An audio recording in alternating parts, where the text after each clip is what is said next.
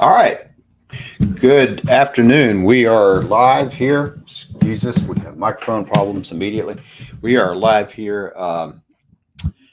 It's Thursday.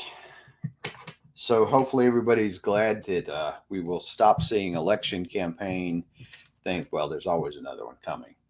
So hopefully you are thrilled with the election results. If you're not, you're probably heavily devastated, but that's kind of the way those election results go, right? So today, what we're going to be diving into is carrying on from last week, where we talked about turning passion into profit. Especially, we're looking at kind of what's the future with moms, what's the future with teens, and again, we've been working with people, or I've been working with people for years now, and starting ideas, side businesses or full time businesses. And we're just noticing over the years that people are going to college a little bit less overall, that there's a lessening demand for that, and maybe a lessening return on investment for many, depending on what you're doing.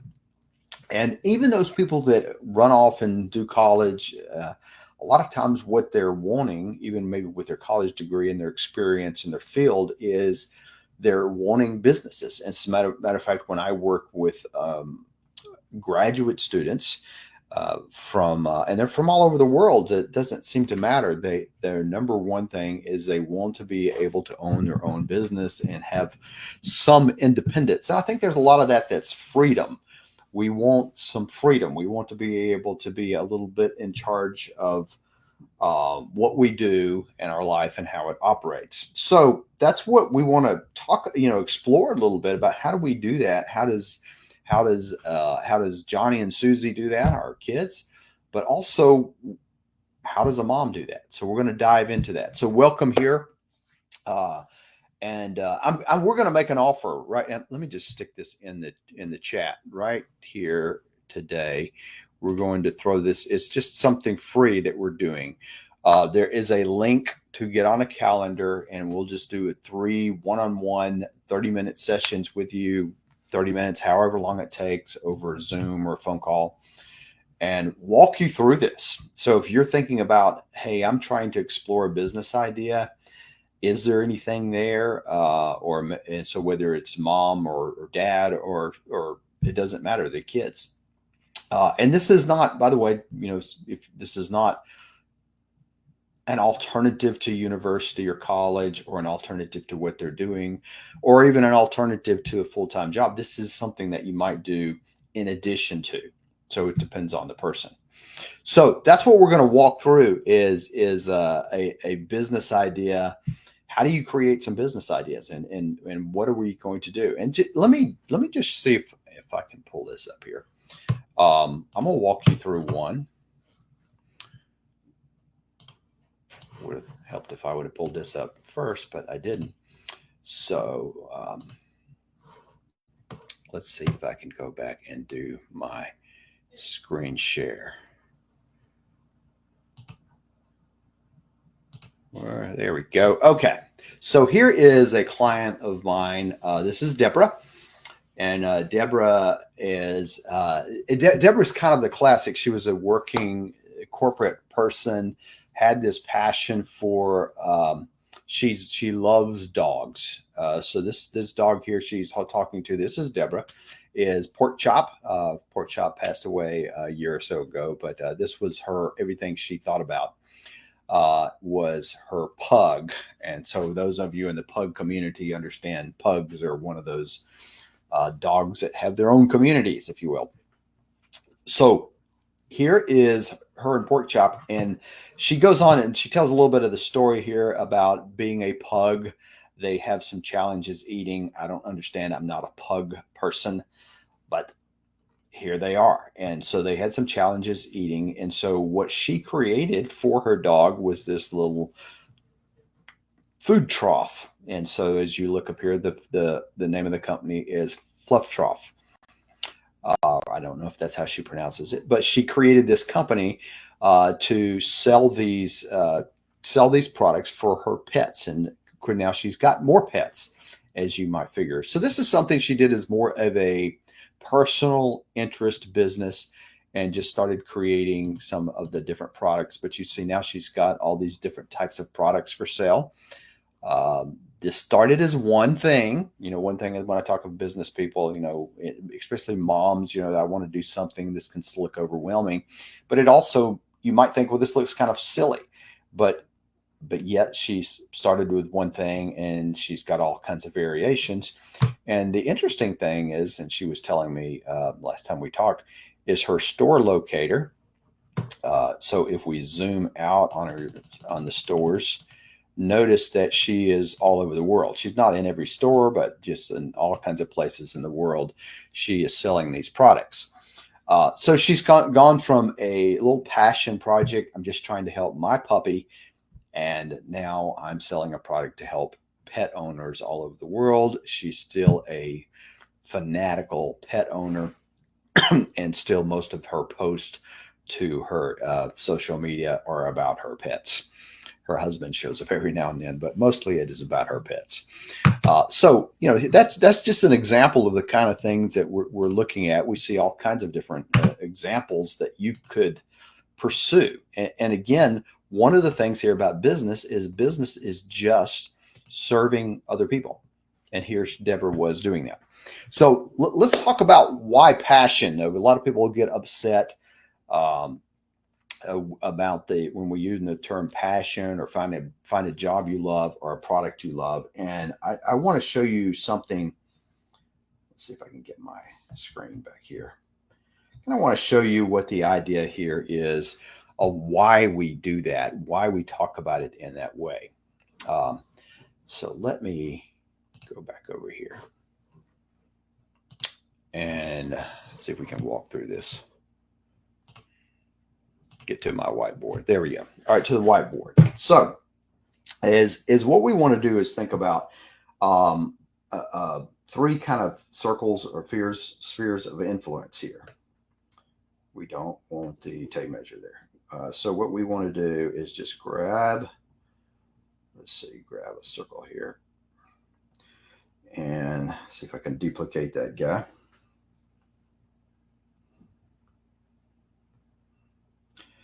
And boom, whoops,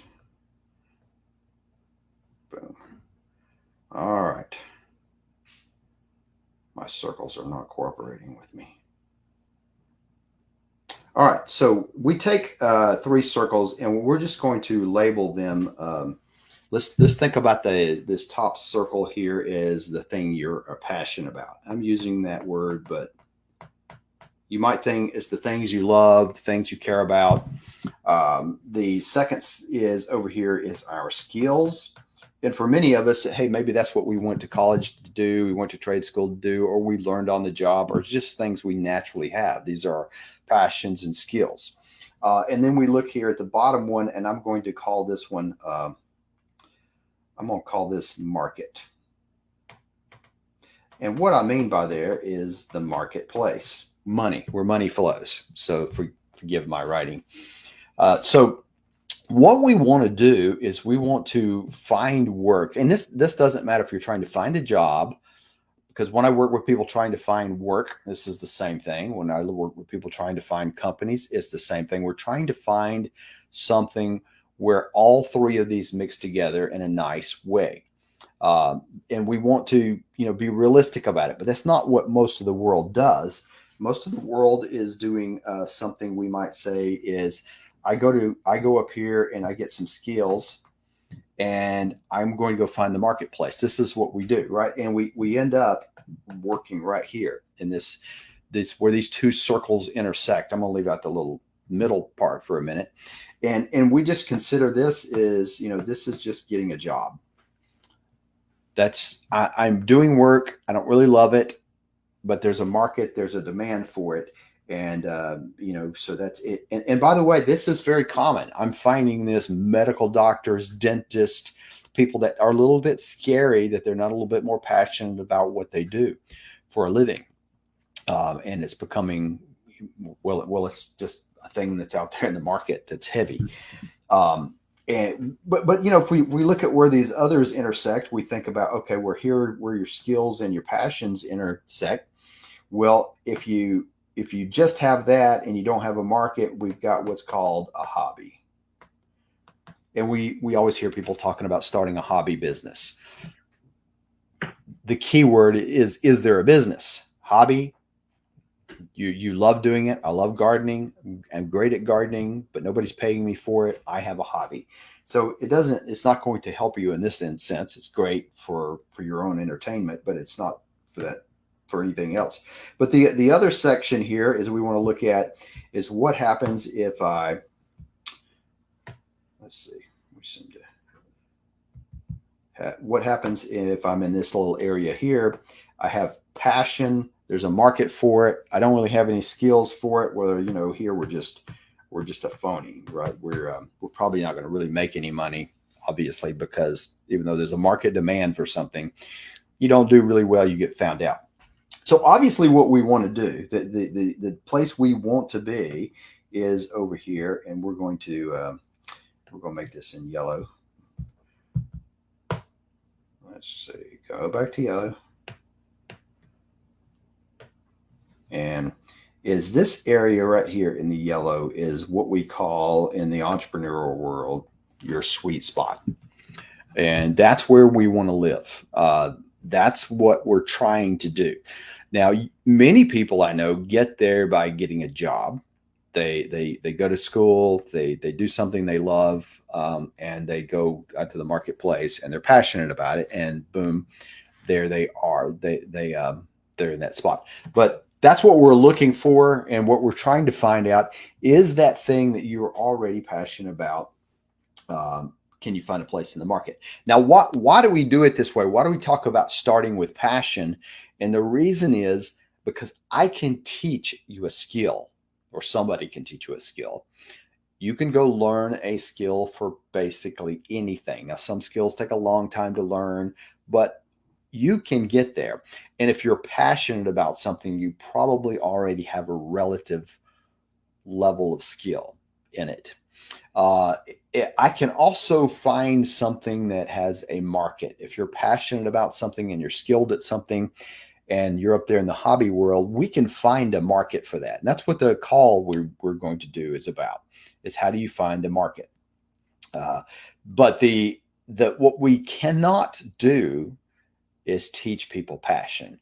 We cannot help make you more interested in things. Some people learn to become passionate and interested in their jobs over time, but that doesn't always happen.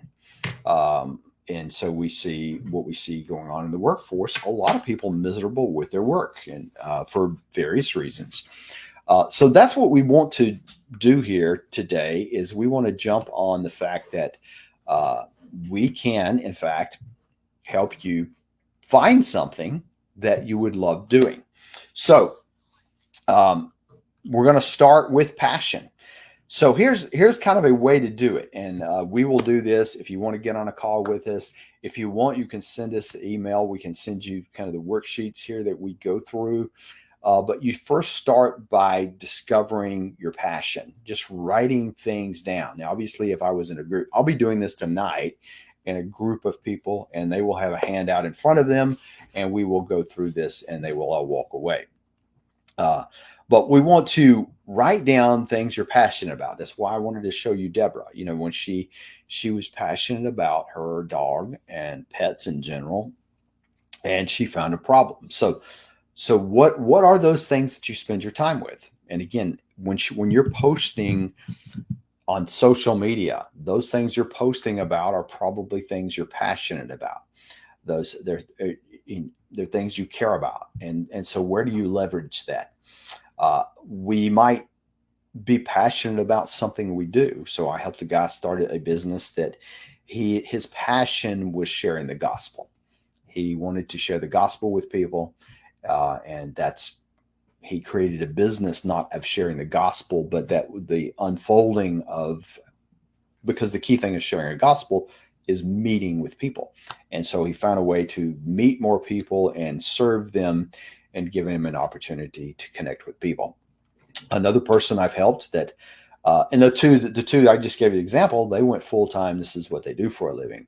But as one that did not do that, a guy that liked to dabble around with power tools and make little tables and things like that.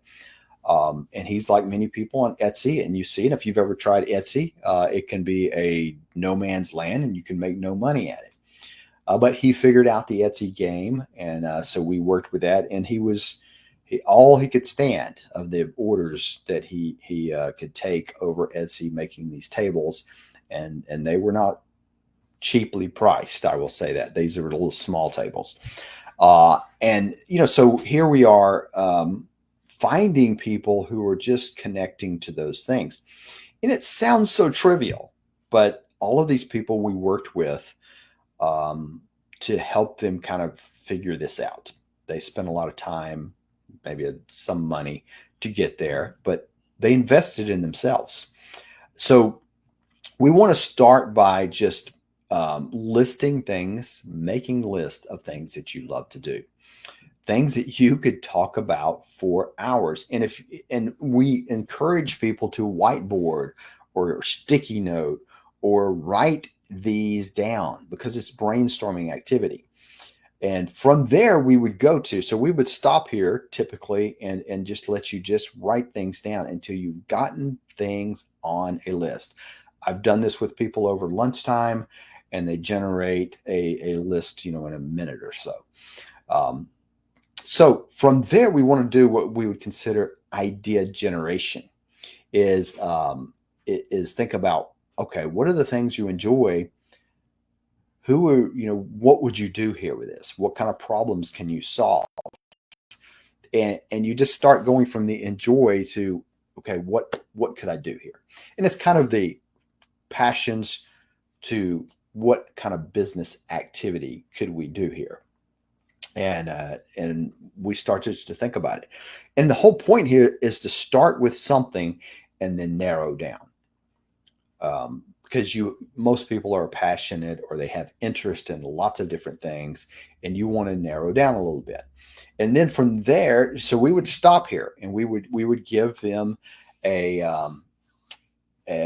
formula to write this down. For instance, we might say, write down something like you're going to create a beginner's workshop on blank. Right? If you just had nothing, if you were to stand in front of 5 people or sit in front of 5 people, invite them over to your house, and they were going to pay you some money, and you were going to teach them the thing, a beginner's workshop to blank, or a personalized service in blank, in cleaning closets or whatever the case is, or a product to help you feed your pets. Right? So you're just trying to get things written down in general terms and zoom in. And a lot of people, they can get here kind of, but the zooming in is where things start to get a little complicated, or at least where our resistance comes in. And that's where we're trying to actually help people build an actual plan. And you have to zoom in more than you think you have to zoom in. And what I mean is we may hear the term niche. You're not building for instance, when Deborah started, she's not building dog dishes. She's building elevated, so I could go back to her website. You see where elevated dog troughs, or fluff troughs as she calls them, that we can serve food for pets that have a struggle in bending over to eat. In particular, when she says a fluff trough for pugs, that's a powerful message because pug owners pay attention. The same thing if I made a product for golden retrievers, or a product to serve, any kind of particular breed of dog that people, let's face it, people love their pets and they're attracted to people who talk about the type of pet they have. Right. So we can do the same thing for cats and dogs and rabbits and squirrels, or any kind of other thing that you might have as a pet. We see this as people who have, if you were doing something for vehicles, a lot of times it would help if you're doing them just for SUVs or just for trucks, or maybe even a specific vehicle. can help. So those kind of things is we niche down, and from a strategy getting to a business that you can start making money, that's a key, is to get in front of people that are doing that. And so what we were going to do in the workshop tonight is we're going to go through a couple of these steps that we're talking about. They're going to walk in with a sheet of paper, and or we have a sheet of paper. They're going to walk out with this filled out, and they will have a general plan to get started, as well as I think they're going to be walking out with like a 30-day action plan of exactly what to do in this business that they are starting. Now, does everybody, let's be pragmatic, everybody that shows up, everybody that we've worked with, do they all start businesses? No, of course they don't.